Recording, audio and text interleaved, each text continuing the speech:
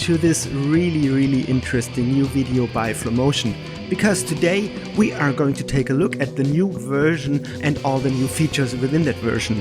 So I'm going to show you some of the smaller details and smaller improvements that they've done, and there's actually one that is a huge time saver and will be so helpful within the future. And then I'm going to focus mainly on the two big topics, which is first the new and improved 3D space and 3D tools, and then second, and this is my favorite new feature, the Roto Brush 2 tool.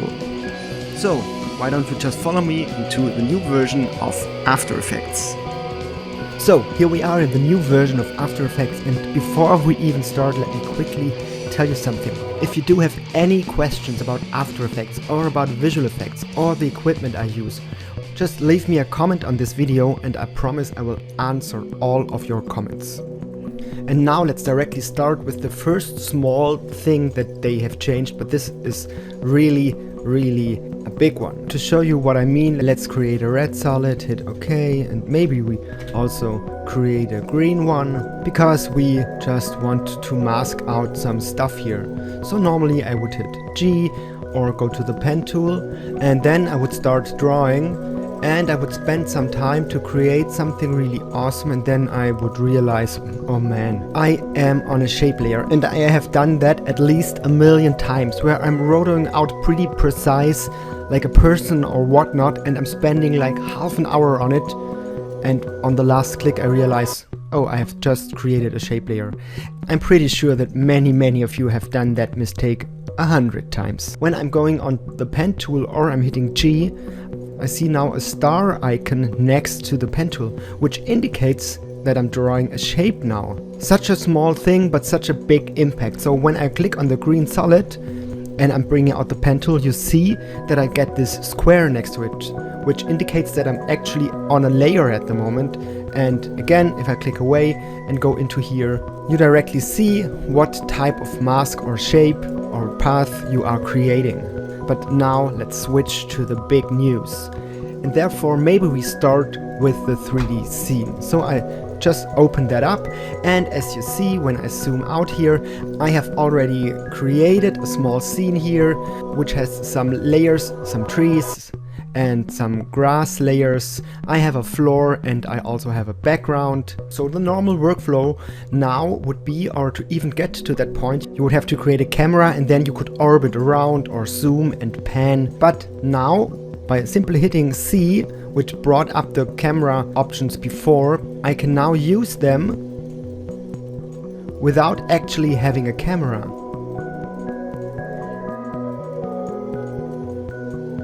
I have the rotation tool, hitting C again, now I have the pan tool, and last but not least, I have the dolly tool. So this is something that comes in pretty handy, because I can now really quickly create exactly the framing that I want to have.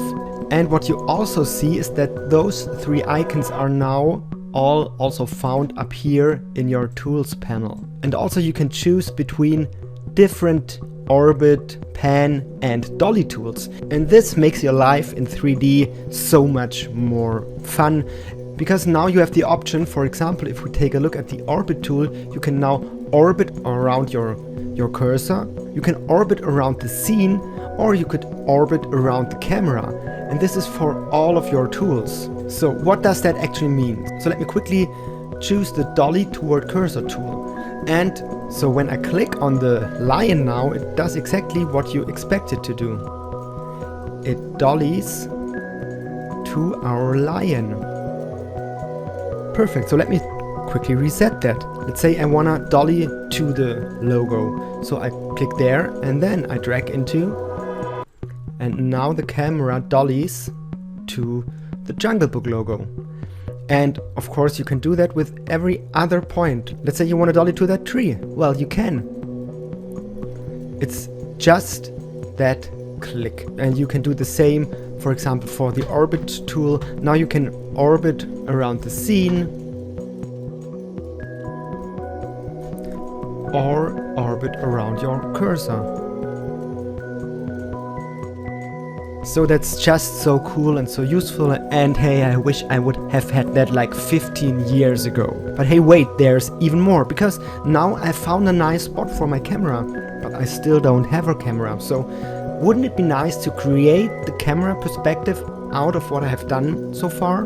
Well, you can now. Just go to View, and here you have different options. You could reset your 3D view, but you can also create the camera from that 3D view. So let's just do that.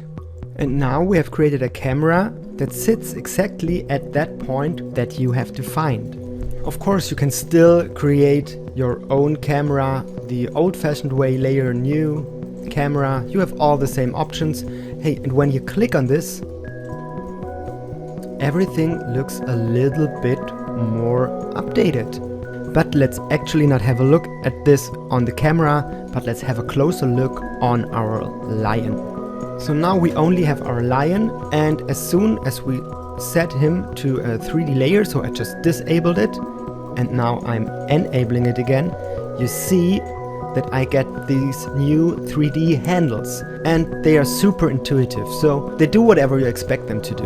You can move the position, and you also get indicators like how far you have dragged them, and of course this works for all positions, but you also have the rotation, so when you click on those points, you get the rotation.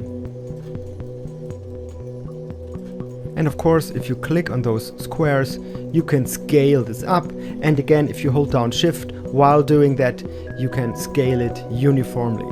So a really creative new way on how to work with your 3D layers. So this should just make working in 3D space so much more fun, faster, and so much more intuitive.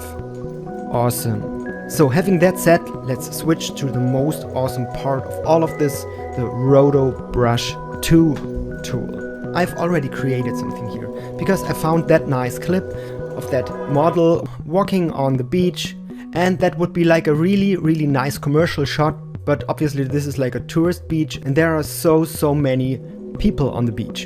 And normally the client would ask you if you could get rid of all the people or maybe cut her out somehow and bring her onto a new background. And normally this is where you would say, well, that's impossible. You can't just cut her out there, therefore you need a green screen or a blue screen, but this is just impossible. And then I saw the new Roto Brush tool, and what shall I say? Let me show it to you. I have found this nice beach here, and I have quickly rotoed the girl. You don't believe me?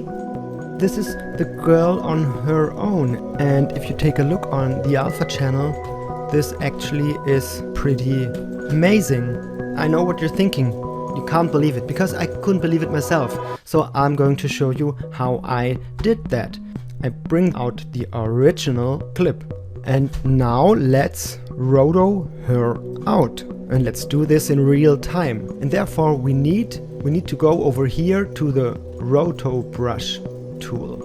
And you see that we can't do nothing. And this is because the Roto Brush tool only works on the footage itself and not within the composition. So simply double click on the footage. So here in the layer tool, we see that we get this pen here, and you can change the size by holding down the right mouse button while also holding down Control, and then you can just drag left or right and simply paint over the parts that you want to roto. And I'm quickly doing that, and I'm also telling you that I'm doing all of this in real time, so you see how fast this goes. Okay, so this has already detected a pretty nice area, and while holding down Alt, I can subtract areas. And let's subtract this and add this part back in, and you can really take your time with doing that. So now we have basically rotoed out our first frame in like 15 seconds, and now let's just hit the spacebar, and you see in real time, and maybe I have to say this again, this is rotoing in real time. This is absolutely mind-blowing. And as I told you, we haven't worked on the fine hair detail yet. So let's quickly wait until it has rotoed all of this.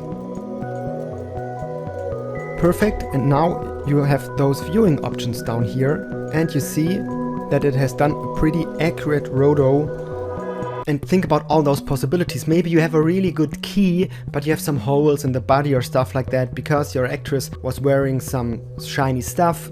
Hey, simply roto her out and put her in the back of your key. But let's now work on the hair detail. So therefore, I'm simply clicking on the Refine Edge tool and refine the edge. So I'm basically painting my way over the edge here. And can you see that? I'm zooming in a little bit. This is what the tool has automatically detected. And this works because of AI, so artificial intelligence. So Adobe has created its own machine, its digital brain that knows what is hair and what not, and that machine does all the work for us. So you can still paint over the parts where you think there may be some more detail. And again, this is no fake. I couldn't believe it myself. You see all the detail that you get here? Maybe also there's something. So basically what you could do is you could just paint with the Refine Edge tool over everything, but obviously that also takes more time to calculate. And now we're doing the same thing. We just play this back and you see what it is doing.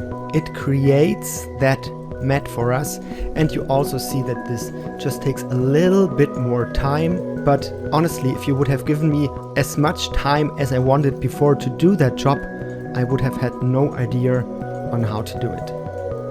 Honestly.